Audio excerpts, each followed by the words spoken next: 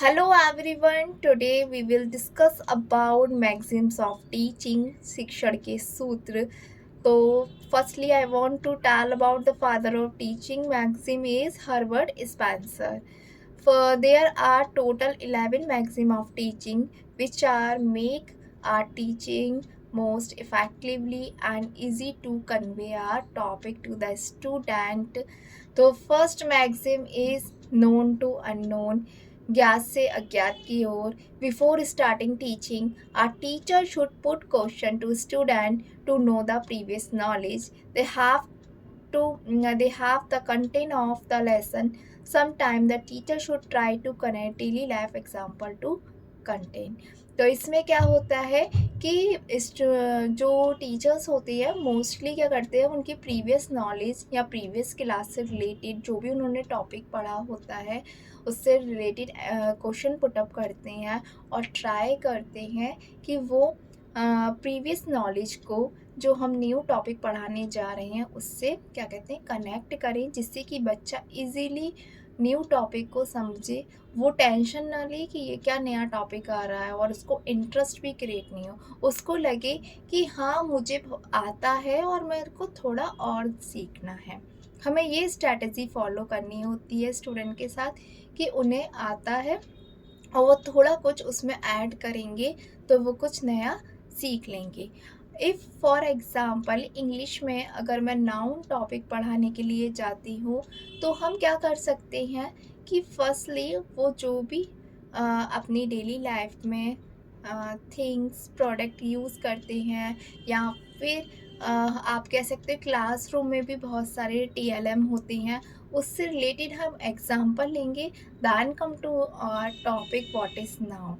तो ये बहुत इजीली होता है कि बच्चे क्या करते हैं कि उन्हें अगर आप नाउन की कभी डेफिनेशन पूछें या उनसे मीनिंग पूछें नाउन का, तो वो इजीली आपको बता सकते हैं, क्योंकि उन्हें पता है कि वो जो एग्जांपल है वो डेली लाइफ से उनके रिलेटेड है. अगर मैं प्लांट के बारे में पढ़ाना चाहूँ या फोटोसिंथेसिस प्रोसेस के बारे में पढ़ाना चाहूँ, तो आज मोस्टली सबके घर पे प्लांट्स हैं, तो मैं सभी से प्लांट्स के नेम पूछ सकती हूँ और जो भी उनको उसके बारे में पता है वो पूछ सकती हूँ. Then I will connect with my topic with student previous knowledge. अगर मैं सेकंड मैगज़ीन की बात करूं, it is simple to complex. इसको कहते हैं सरल से जटिल की तरफ. As they will show interest toward the simple material they become receptive to complex matter.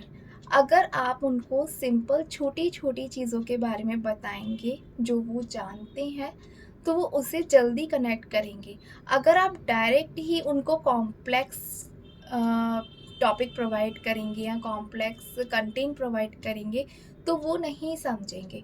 अगर मैं मैथ के एक टॉपिक लेती हूँ, आपने सभी ने पढ़ा होगा जो मैथ का हर चैप्टर के बाद एक्सरसाइज होती है, कभी आप उसको एग्जाम्पल के थ्रू देखिएगा, वो हमेशा सिंपल टू कॉम्प्लेक्स होती है.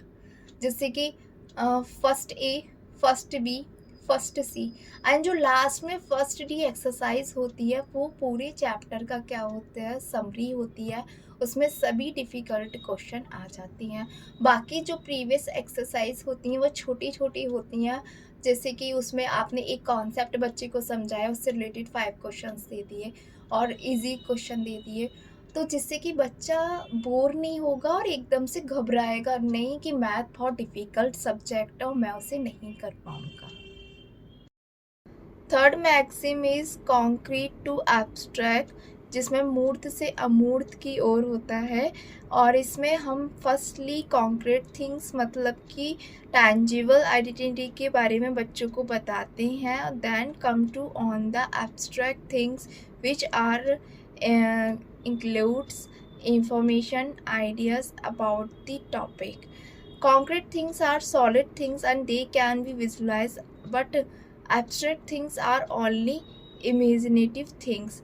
मतलब कि कॉन्क्रीट थिंग के अंदर हम एग्जाम्पल लिखूँ, जैसे कि one we are talk about Taj Mahal, तो हम विज़िट के लिए स्टूडेंट को ताजमहल ले जा सकते हैं. दैन हम वहाँ पर जो भी उसकी हिस्ट्री है उसके बारे में बता सकते हैं bye visit the Taj Mahal of and red fort के बारे में भी हम इसी तरीके से कर सकते हैं कि हम पहले क्या करेंगे, रेड फोर्ट विज़िट करा रहे हैं और साथ ही साथ बच्चों को उसके बारे में इंफॉर्मेशन देते हैं। तो जो भी ये रेड फोर्ट हुआ, Taj Mahal, it is come on the concrete things and उसके बारे में जो भी हम इंफॉर्मेशन स्टूडेंट को कन्वे कर रहे हैं that is come on abstract things. अगर मैं नेक्स्ट मैक्सिम की बात करूँ, it is whole to part and पूर्ण से अंश की ओर।